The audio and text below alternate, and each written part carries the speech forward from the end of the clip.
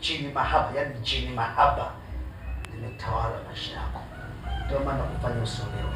Na aliona jini mahaba limesimama, na hili linakatisha uchumba wako, linakatisha mahusiano wako. Yaani ukianzisha mahusiano wewe na mtu mwingine, hili linatangulia mbele, linamkatisha tamaa, linamfukuza. Maana yake limesimama kwa kutawala wewe.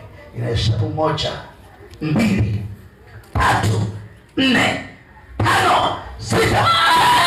Kwa jina la Yesu, wewe, kwa jina la Yesu, kwa jina la Yesu, kwa jina la Yesu, kwa jina la Yesu, kwa jina la Yesu, kwa jina la Yesu.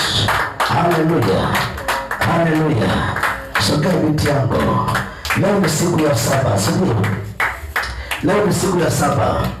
Ninaamuru kila roho chafu na nguvu chafu ikuachie. Natangaza mara ya kwanza, 1, 2, 3, 4, 5, 6, 7. Kwa jina la Yesu, kwa jina la Yesu, ninaamuru kila roho inayosimama kukamata ufahamu wako, kukamata ufahamu, kukamata fahamu, kukamata fahamu, ili kushurutishe, ili kushurutishe. Mwachie kwa jina la Yesu, mwachie kwa jina la Yesu, mwachie kwa jina la Yesu. Sogeza huko. Ufahamu wako wote, uwe kichwa usiwe mkia, uwe